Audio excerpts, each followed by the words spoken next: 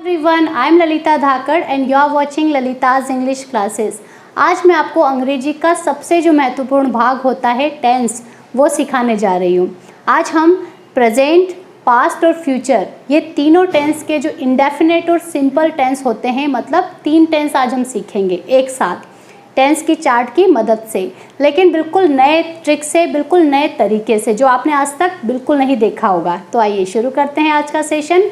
पूरा सेशन देखना पड़ेगा इसके लिए आपको शुरू से लेकर लास्ट तक, ठीक है। तो आइए सबसे पहले टेंस चार्ट जो है वो हम ट्रिक से कैसे करेंगे ये मैं आपको बता देती हूँ। प्रेजेंट, पास्ट और फ्यूचर ये तीनों जो टेंस है उनका हमें सिंपल या इंडेफिनेट टेंस सीखना है आज, ठीक है। प्रेजेंट सिंपल या इंडेफिनेट, पास्ट सिंपल या इंडेफिनेट, फ्यूचर सिंपल या फिर इंडेफिनेट। 2 नाम है लेकिन टेंस एक ही है। तो हम एक साथ 3 टेंस सीख जाएंगे, ठीक है। चलिए सबसे पहले मैं टेंस का जो चार्ट है वो आपको समझा रही हूँ शॉर्ट में। बिल्कुल आपने आज तक ऐसा कभी चार्ट देखा भी नहीं होगा इंग्लिश में। तो सबसे पहले ये याद रखिए कि इंग्लिश के अंदर जो सब्जेक्ट और ऑब्जेक्ट होते हैं, आपने अगर आज तक वीडियो देखें और इंग्लिश समझी होगी थोड़ी बहुत, तो आपको आज तक पता चल गया होगा कि सब्जेक्ट क्या होता है, कर्ता, जो काम को करता है वो, और ऑब्जेक्ट होते हैं अदर वर्ड, जो सेंटेंस में एक्स्ट्रा जो वर्ड आते हैं वो।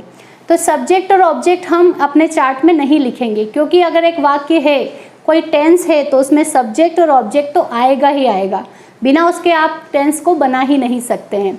तो जो हमारे लिए ज़रूरी नहीं है उस पार्ट को हम अपने चार्ट में इंक्लूड करके अपने चार्ट को बड़ा नहीं बनाएंगे, क्योंकि जब बड़ा बन जाता है चार्ट टेंस का तो याद करने में बहुत ज़्यादा दिक्कत आती है और सब बच्चे उसी में उलझ के रह जाते हैं कि ये इस वाले टेंस का है या इस वाले टेंस का है। तो हम बिल्कुल शॉर्ट लेंगे। सबसे पहले हम बात करते हैं प्रेजेंट सिंपल या इंडेफिनेट की, ठीक है। उसके बाद हम बात करेंगे पास्ट सिंपल या इंडेफिनेट की, और उसके बाद हम लेंगे फ्यूचर सिंपल या इंडेफिनेट टेंस को। तो सबसे पहले प्रेजेंट टेंस। तो आपको बस एक बात ध्यान रखनी है कि प्रेजेंट सिंपल जो टेंस होता है उसमें या तो वर्ब की फर्स्ट फॉर्म आएगी या फिर वर्ब की फिफ्थ फॉर्म। फिफ्थ फॉर्म का मतलब होता है वर्ब की फर्स्ट फॉर्म में एस, ई एस या फिर आई ई एस को ऐड करें तो क्या बन जाएगी, वर्ब की फिफ्थ फॉर्म बन जाती है वो। जैसे गो में ई एस ऐड करो तो गोज, प्ले में एस ऐड करो तो plays, C R Y cry जो होता है उसमें वाई हटाकर आई ई एस लगाओ तो क्राइज, वो फिफ्थ फॉर्म बन जाती है। तो बस आपको ये वाला ध्यान रखना है बस, और आपको सब्जेक्ट ऑब्जेक्ट इसको ध्यान बिल्कुल भी नहीं रखना है, वो सेंटेंस में ऑलरेडी होते ही हैं। ये हो गया आपका प्रेजेंट सिंपल टेंस का फॉर्मेट कंप्लीट। नेक्स्ट है पास्ट सिंपल या इंडेफिनेट। इसमें आपको बस याद रखना है वर्ब की सेकेंड फॉर्म, V2 वर्ब की सेकेंड फॉर्म लिखते हैं हम। ये इसका पास्ट सिंपल का कंप्लीट हो गया है स्ट्रक्चर। नेक्स्ट है फ्यूचर सिंपल।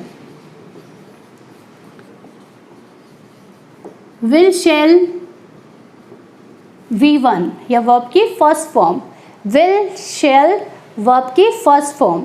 अब आज जो इंग्लिश चलती है, जो अमेरिकन इंग्लिश ज़्यादातर हर देश में बोली जाती है, तो शैल का उपयोग बहुत कम किया जाने लगा है, विल का ही उपयोग हर जगह होने लगा है, ठीक है।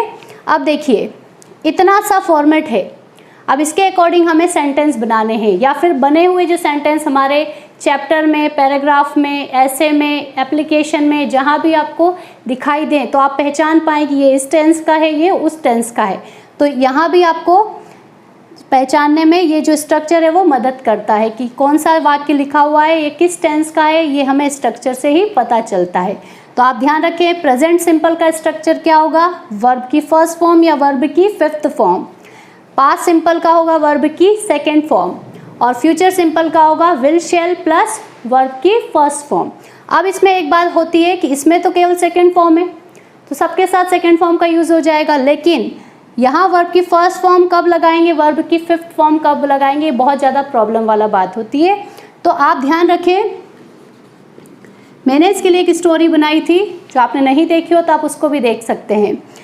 कम अगर होंगे, कम सब्जेक्ट अगर कम होगा, कम का मतलब सिंगुलर होंगे, तो हम एस का डंडा लगाएंगे, मतलब हम वर्ब की फिफ्थ फॉर्म लगाएंगे, ठीक है। और अगर ज़्यादा होंगे तो हम वर्ब की फर्स्ट फॉर्म लगाएं। यह भी आपको समझ में आ जाएगा जब हम सेंटेंस बनाएंगे, तब मैं आपको और अच्छे से समझाऊंगी। कम होंगे वर्ब की फिफ्थ फॉर्म एस वाली, और ज़्यादा होंगे तो बिना एस वाली वर्ब की केवल फर्स्ट फॉर्म लगाएंगे। यहाँ कोई प्रॉब्लम ही नहीं है, सेकेंड फॉर्म ही है। यहाँ विल लगाएं या शैल लगाएं, तो जो ब्रिटिश इंग्लिश जो हमारे देश में आज भी चलती है किताबों में, आई और वी के साथ आप शैल का यूज़ करें, बाकी सब के साथ हम किसका यूज़ कर सकते हैं, विल का। और अब तो आप सबके साथ विल का भी यूज़ करें तो कोई गलती नहीं है, और वर्ब की फर्स्ट फॉर्म सबके साथ लगेगी। इन तीनों टेंस की पहचान देखते हैं।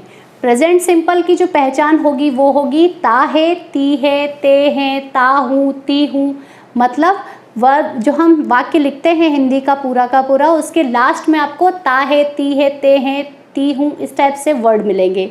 वह खेलता है, वह जाता है, वह पढ़ता है, वह सोता है, मैं पढ़ाती हूँ, आप पढ़ते हैं। आपने अभी देखा मैंने इतने सारे वाक्य बोले, इन सब में आपको ता है, ती है, ते हैं, ता हूँ ये शब्द मिले होंगे। तो ये सारे शब्द हमें पता करवाते हैं हिंदी में कि ये टेंस जो है वो प्रेजेंट सिंपल है। ऐसा ही पास्ट सिंपल जो टेंस होता है उसमें होता है कोई काम किया, कोई काम किया।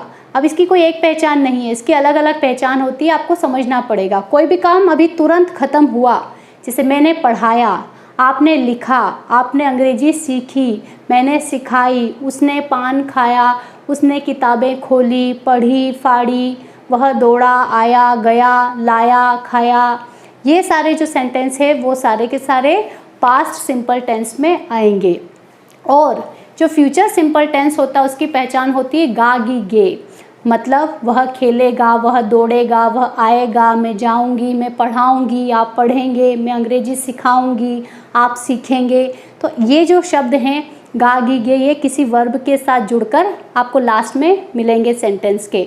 तो आप इससे पता कर सकते हैं कि ये फ्यूचर सिंपल टेंस है। ठीक है, अब हम सेंटेंस बनाते हैं। एक ही सेंटेंस को लेंगे और एक ही वर्ब ले रही हूँ मैं, एक ही क्रिया ले रही हूँ, एक ही शब्द लेऊंगी, और तीनों टेंस में आपको मैं बताऊंगी कि कैसे चेंज होगा और हम किस टाइप से बनाएंगे। तो अभी मैंने आपको बताया था कि वर्ब की या तो हम पहली फॉर्म लगाएंगे या फिर पांचवी फॉर्म लगाएंगे, दोनों में से कोई एक लगाएंगे। तो इसके लिए हमें बहुत ज़्यादा दिक्कत होती है बच्चों को, कब कौन सी लगाएं। तो सिंपल सी बात जो मैंने अभी आपको बताई थी कि कम होगा तो हम एस की फॉर्म वाला लेंगे, डंडे वाला, और ज़्यादा होगा तो हम बिना डंडे वाला लेंगे। तो देखिए वह जो है ये सब्जेक्ट है। ठीक है, मैंने कहा था सब्जेक्ट तो आता ही है हर वाक्य के अंदर। तो सब्जेक्ट लिख लिया मैंने ही, वह लड़का है, काटता है, तो ही लिखा। उसके बाद आप क्या करें, अब देखें कि ये कम है कि ज़्यादा है। ही कम होता है तो कम के साथ हम एस के डंडे वाला लगाएंगे। मतलब हम कट नहीं लिख सकते, यहाँ हमें क्या लिखना पड़ेगा, एस लगाना पड़ेगा, कट्स। ये फिफ्थ फॉर्म बन गई, ही कट्स। और पेड़ के लिए क्या लिखेंगे, ट्री। उल्टा करते हैं, ये बात आप ध्यान रखें कि पहले हम वर्ब लेंगे फिर हम शब्द लेंगे ऑब्जेक्ट को। ही कट्स ट्री। नेक्स्ट देखिए, उसने पेड़ काटा। अभी मैंने कहा था आपको कोई काम किया, उसने पेड़ काटा। ठीक है, तो ये वाला किसका है, पास्ट सिंपल का है। उसने के लिए भी ही आता है, वह के लिए भी ही आया था, उसने के लिए भी ही आएगा। अब सेकेंड फॉर्म लिखनी है तो कट की सेकेंड फॉर्म कट ही होती, कट कट कट। तो हम लिखेंगे कट और ट्री, ही कट ट्री। अगला वाला जो है फ्यूचर सिंपल। अब फ्यूचर की बात करें, भविष्य की, वह पेड़ काटेगा। तो देखिए गा, गी, गे आपको पीछे मिल रहा है काटने के साथ जुड़ा हुआ। तो इसको बनाने के लिए सबसे पहले हम लिखेंगे ही। अब आजकल की जो नॉर्मल इंग्लिश और जो मॉडर्न इंग्लिश है उसके अंदर विल का ही यूज़ किया जाता है सभी प्रकार के सब्जेक्ट के साथ। लेकिन अभी भी हमारे देश में, भारत में ब्रिटिश इंग्लिश चलती है कहीं कहीं, और बुक्स में भी है क्योंकि बुक्स बहुत ज़्यादा पुरानी ही होती है। तो विल और शेल दोनों का उपयोग किया जाता है। तो अगर आपको उपयोग करना है शेल का तो याद रखें आई और वी, मैं और हम के साथ में आप शेल का उपयोग कर सकते हैं। बाकी कोई भी सब्जेक्ट आता है तो आप विल का उपयोग करें। तो यहाँ आ रहा है ही, आई और वी तो आ ही नहीं रहा है, तो हम क्या करेंगे, विल का उपयोग करेंगे। ही विल कट, काटने के लिए फर्स्ट फॉर्म, और पेड़ के लिए ट्री। ठीक है, अब एक एक वाक्य में और बना के बता रही हूँ ताकि आपको अच्छे से समझ में आए। वे पानी पीते हैं, पहले मैं हिंदी में लिख रही हूँ ताकि आपको पता चले कि 1 से 3 कैसे बनते हैं। उन्होंने पानी पिया। नेक्स्ट,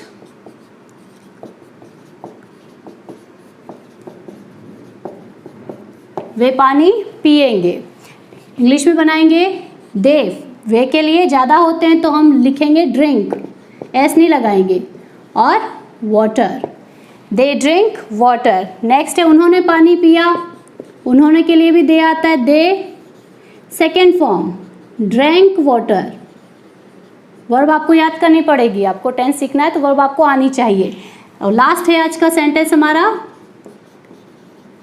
वे पानी पिएंगे, दे विल ड्रिंक वाटर। तो इसी प्रकार आप एक सेंटेंस ले, उसके तीन तीन आप बना सकते हैं सेंटेंस। तो आज आई होप आपको ये तीनों टेंस समझ में आए होंगे, टेंस का चार्ट पसंद आया होगा। वीडियो अच्छा लगे तो लाइक करें और सब्सक्राइब जरूर करें। Thank you so much.